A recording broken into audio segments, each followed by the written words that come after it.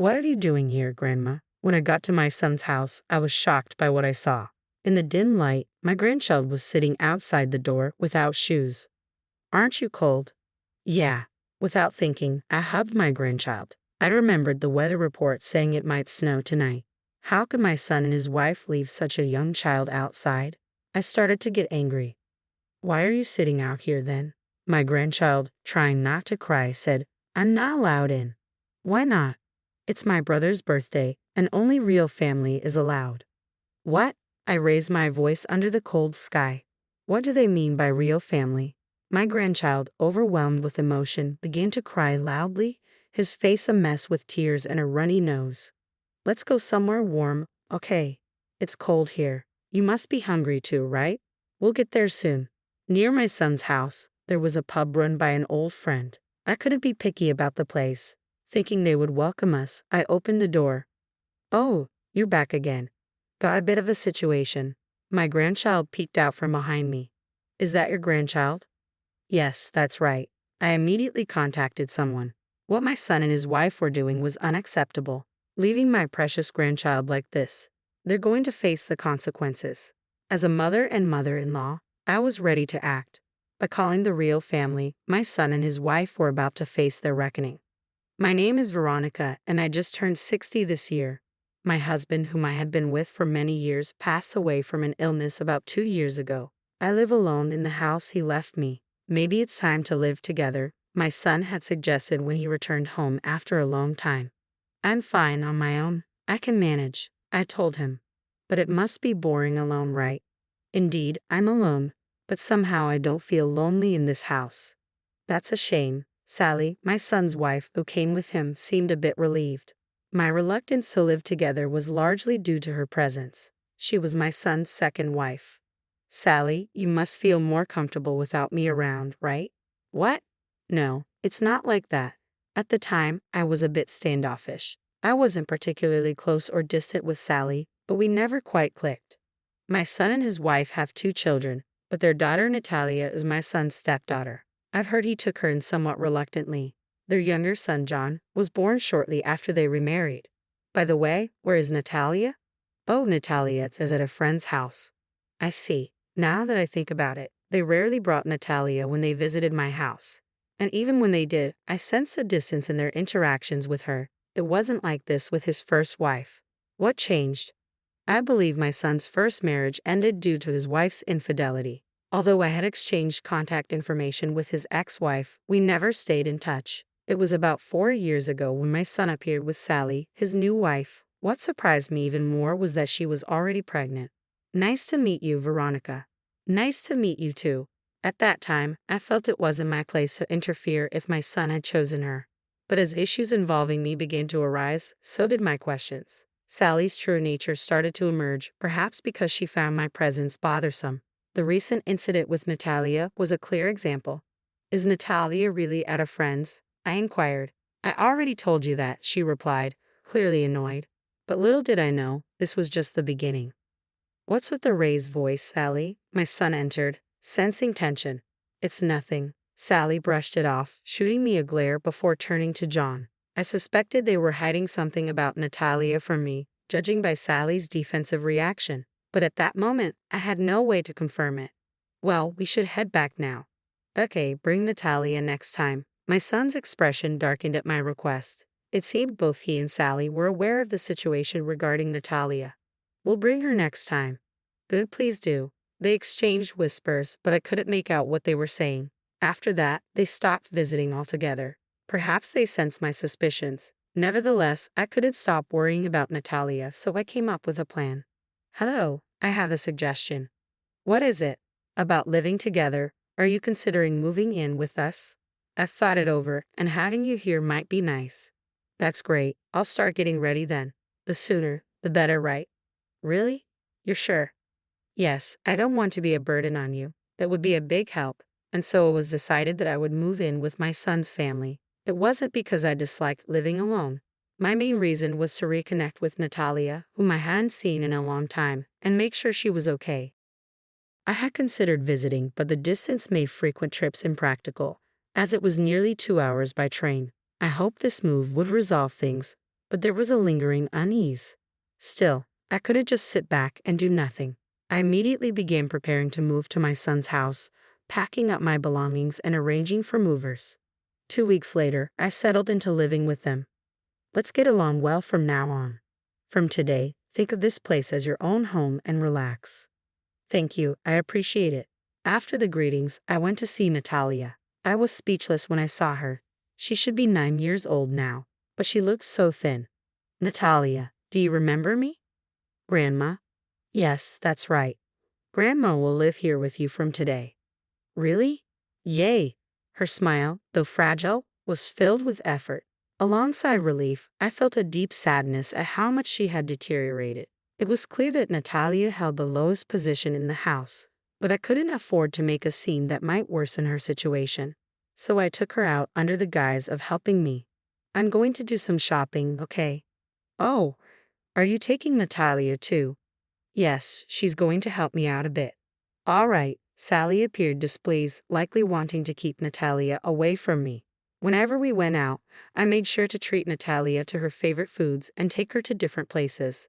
Thanks to that, she seemed to regain some color and energy compared to when we first started living together. Natalia, what do you usually do at home? Well, I read books in my room or draw. Don't you play with your mom and dad? It was difficult to ask, but I was driven by a desire to help her. Dad and Mom always play with John. When I want to join, they tell me to go to my room. That's sad. From now on, Grandma will play with you a lot, okay? Yeah, it seemed more like neglect or even abuse rather than just poor parenting. Natalia had gained some weight since I arrived, but it was clear she hadn't been properly cared for before. I was determined to protect her no matter what. Then one day, after being out all morning due to a commitment with a friend, I returned home in the evening. What's happening? As I entered the house, I heard Sally's angry voice. What are you doing? Do it like I told you earlier. I'm sorry. It appeared Sally was scolding Natalia, and the situation seemed tense. Sally, what's going on? She's frightened. Natalia was crouched down, holding her head. This kind of incident must have happened many times when I wasn't around, or else Natalia wouldn't react like this. I positioned myself between Sally and Natalia. Don't interfere. This is part of teaching her. What happened just now? She didn't follow my instructions. Sally seemed upset. When I calmed her down and listened, it turned out she had asked Natalia to do the laundry, but Natalia accidentally used fabric softener instead of detergent. Everyone makes mistakes, right? Especially since Natalia is only 8. That's not an excuse, Sally snapped. Calm down, I insisted, but Sally snapped at me. If you're going to complain, then do it yourself. What? You're the one who started complaining. She left Natalia and me there and walked away. The atmosphere in the house was becoming unbearable. Grandma, it's okay. Don't worry, let's do it together. With a mix of anger and determination, I knew I couldn't let this continue. Later, I brought up the incident with my son. Don't you think this is too much? Well, Natalia is already 8 years old, so we thought it's time she learns to do various things, my son said, seeming uneasy. It's good to teach her, but what happened last time was excessive. That's too much, even for teaching. Well, it's your child. Aren't you supposed to take proper care of her? My son, perhaps injured by my words, responded with something shocking. I didn't even want to take her in the first place. What? Then why did you? I thought maybe she'd be useful, but she's turning out just like her mother. He continued to criticize his ex-wife, sounding more like he was trying to justify himself rather than expressing genuine anger. I was stunned by his words. Anyway, please pay more attention to Natalia. She's lonely too. I know, he said, but despite his words, my son and his wife continued to make Natalia do chores like cleaning, laundry, and even going shopping alone. Meanwhile, I quietly supported her without their knowledge. Despite being treated unfairly, Natalia never complained and worked diligently. I couldn't help but admire her determination. Curious about her motivation, I asked her why she was putting in so much effort. Why do you try so hard, Natalia? Because John's birthday is coming soon, she answered joyfully, but I could only watch. Why does such a good child have to suffer like this? You're a great big sister, Natalia. Yeah, I'm John's big sister. I refrained from reprimanding my son and Sally, hoping Natalia's positive spirit would endure. Gradually, their behavior seemed to soften, and a period of calm settled in. I need a little help with something. What do you need help with? Yeah, I could use an extra hand. Sure, okay, thank you. Can you help right now? Now, I suppose I have to. Let me get ready and head out. One of my friends had opened a pub about 6 months ago. Today, their usual part-time worker was unavailable, so they asked for my assistance. Fortunately, the pub wasn't too far from my son's house. I'll be out for a while. Okay. By the way, we're celebrating John's birthday today. What? But his birthday is the day after tomorrow. We changed our minds. They had decided this while I was away, probably hoping to exclude me. I thought things had improved between us recently, but I was mistaken. Are you leaving now? Yes, I am. Don't worry, we'll enjoy the birthday together as a family. I left the house, but Sally's displeased expression lingered in my mind. At the friend's pub, I helped with various tasks. Before I knew it, it was already past 9 p.m. Is it this late already? Thank you so much. Your help was really appreciated. It's fine. Working like this once in a while is good. We're always waiting for you. See you later. With those words echoing in my mind, I walked down the dark street, dreading the birthday celebration at home. As I finally reached the house, I was shocked by what I saw. Confusion set in, but I quickly focused on Natalia. Why are you here? Did they say something? I'm not allowed in. Only the real family can celebrate John's birthday, so I can't. Natalia's words echoed under the cold sky, loud enough for the neighbors to hear. What do they mean by real family? Overwhelmed with emotion, Natalia began crying loudly, tears streaming down her face. I knew we couldn't stay there any longer. Yes, my young daughter was left outside by my son despite looking forward to it so much. We need to leave. I decided, feeling we had no choice but to move. Let's go somewhere warm, okay? It's cold here. And you must be hungry too, right? We'll get there soon. I retraced our steps and headed towards the pub run by my friend. I couldn't be choosy about the place. I knew my friend would welcome us. As I opened the door, "Oh, you're back again. There's a situation." Natalia peeked out from behind me. "I understand. Let's sit down and talk. But first, let me make a quick phone call." I took out my smartphone and immediately dialed someone. I wouldn't let my son and his wife get away with leaving my precious granddaughter out in the cold. "What happened?" my friend asked, concerned. "It's about Natalia's parents." I began, explaining today's events and the ongoing situation with gestures and expressions. "What? Your son did this? Why didn't you do something?" My friend was incredulous. "They wouldn't listen to anything I said," I replied, feeling frustrated. "That's unbelievable. Could it be that Sally doesn't like Natalia because she's your son's child from his previous marriage? But Sally knew about Natalia before they remarried. Could she have married just to mistreat her? I hope not." My friend's suggestion was deeply troubling. If true, it meant my son might also be involved.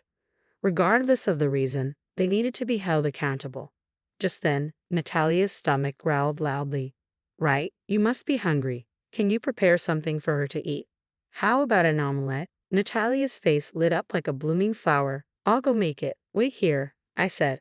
Natalia nodded eagerly, and I gently stroked her head. The omelette was ready in about 5 minutes, and Natalia ate heartily. About 30 minutes later, the door opened, revealing a familiar face. "It's been a while, Olivia." "Long time no see." The person I had called was Olivia, my son's ex-wife. "Natalia, do you remember me? You're my mom, right?" "Yes, that's right, sweetie." Natalia immediately hugged her. Seeing them together brought tears to my eyes, but I held them back. "What's going on?" Olivia asked.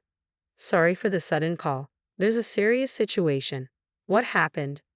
I explained Natalia's situation to Olivia. "If only I had been more responsible, this wouldn't have happened." "Don't blame yourself. It's not your fault," Olivia reassured me. "I have something to say too." Olivia began to explain how her divorce unfolded and why Natalia ended up with my son. As she spoke, it was difficult to comprehend the events that had transpired. "Is that true?" "It may be hard to believe, but it's all true." Unbelievable.